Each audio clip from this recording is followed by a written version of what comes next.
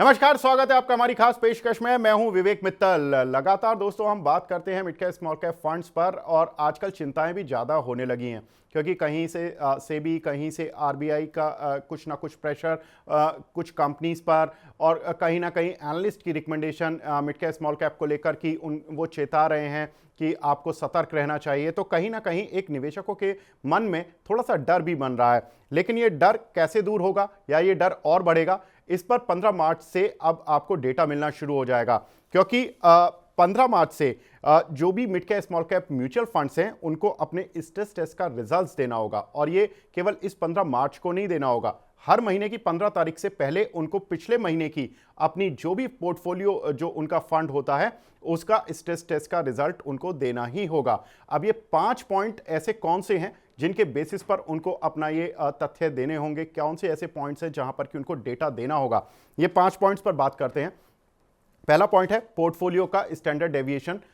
इस पर हम विस्तार से जानेंगे कि डेविएशन क्या होता है। साथ ही पोर्टफोलियो का बीटा भी उनको सबमिट करना होगा।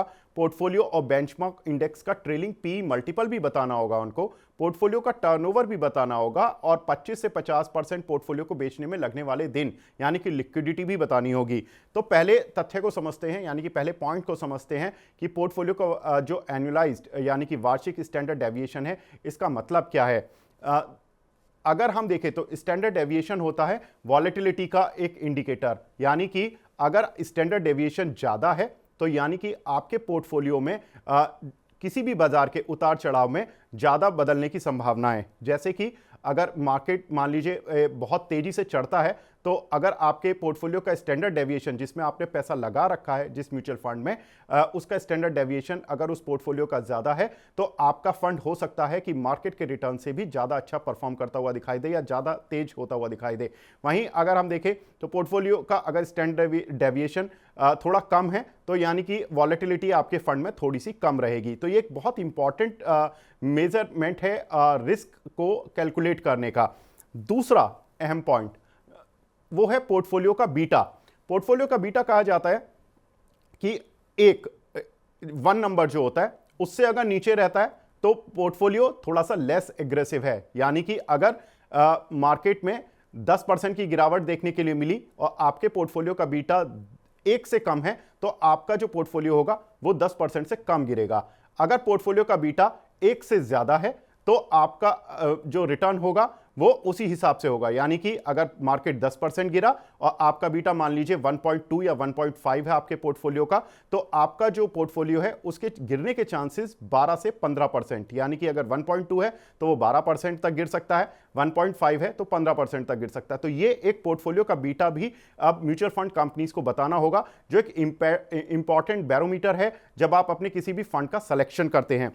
तीसरा इंपॉर्टेंट पॉइंट, ये बड़ा इंटरेस्टिंग पॉइंट है और ये आने वाले समय में म्यूचुअल फंड्स इन्वेस्टर्स के लिए एक रामबाण का काम कर सकता है, क्योंकि अगर इसमें देखें तो पोर्टफोलियो के जो ट्रेलिंग पीई होगा वो आपको बताना होगा और बेंचमार्क का भी ट्रेलिंग पीई बताना होगा।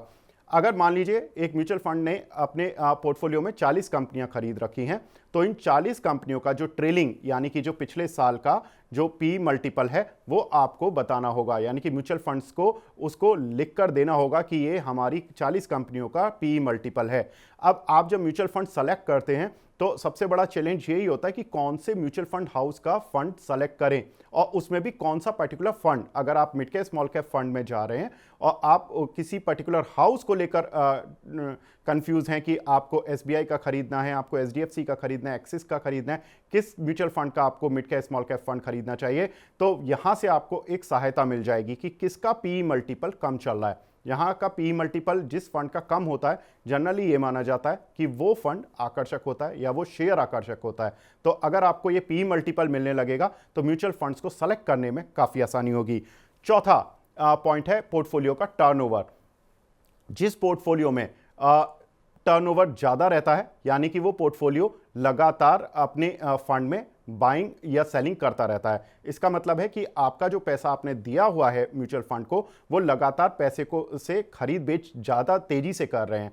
वहीं अगर पैसिव फंड होता है तो वहाँ पर टर्नओवर जो होता है वो थोड़ा सा स्लो रहता है, यानी कि कम रहता है। तो वो कभी हो सकता है कि महीने 2 महीने तक कुछ बाय या सेल ही ना करें, वो एक एक साल 6-6 महीने में ही कुछ बाय या सेल करें, तो इसलिए टर्नओवर रेशियो जो होगा वो कम होगा। तो यहाँ से भी एक इंडिकेशन लग सकता है कि आपको एग्रेसिव साइड पर जाना है या आपको थोड़ा सा पैसिव साइड पर जाना है। अगर आप पैसिव इन्वेस्टर हैं और आप थोड़ा अपने फंड में वॉलेटिलिटी कम देखना चाहते हैं तो आप पैसिव फंड की तरफ जा सकते हैं। वहीं अगर आप एग्रेसिव फंड की तरफ जाते हैं जिसका टर्नओवर रेशियो हाई है, तो वहां पर आपको ज़्यादा निवेश के मौके मिल सकते हैं।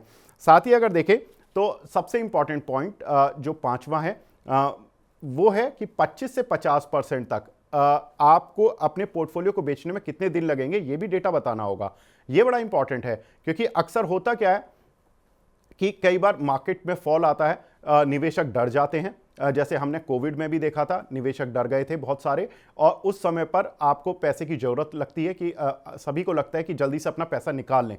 तो वो पैसा निकालने में कितना टाइम लगेगा, क्योंकि आप कमांड देंगे म्यूचुअल फंड कंपनी को कि हमें अपना पैसा चाहिए, तो म्यूचुअल फंड कंपनी को क्या करना होगा कि आपके जो पैसे निकालने के लिए उनको कुछ शेयर्स बेचने पड़ेंगे। तो अब ये डेटा देना पड़ेगा कि अगर म्यूचुअल फंड कंपनी पर एक रिडेम्पशन प्रेशर आ जाता है, तो अगर उनको अपना 25 से 50% पोर्टफोलियो हल्का करना पड़ता है, तो उसको हल्का करने में उन्हें कितने दिन लगेंगे, क्योंकि बहुत सारे शेयर तो डाउन सर्किट लगते हुए चले जाते हैं। तो ऐसे में म्यूचुअल फंड को अपनी अब स्ट्रैटेजी इस हिसाब से बनानी होगी कि उनका जो पोर्टफोलियो है वो ज़्यादा स्ट्रेस में ना आए, यानी कि ज़्यादा स्ट्रेस में आएगा, ज़्यादा पोर्टफोलियो में लिक्विडिटी के दिन लगेंगे, तो इसका मतलब है कि आपको पैसा मिलने में भी कहीं ना कहीं दिक्कत आ सकती है। तो ये कुछ पैरामीटर्स हैं जो कि निवेशक के हित में म्यूचुअल फंड्स के लिए बनाए जा रहे हैं, और उसका एक जो स्ट्रेस टेस्ट का जो रिजल्ट्स होगा वो पहला 15 मार्च को होगा। तो बड़ा इंपॉर्टेंट दिन है 15 मार्च, इसको लिख लीजिए।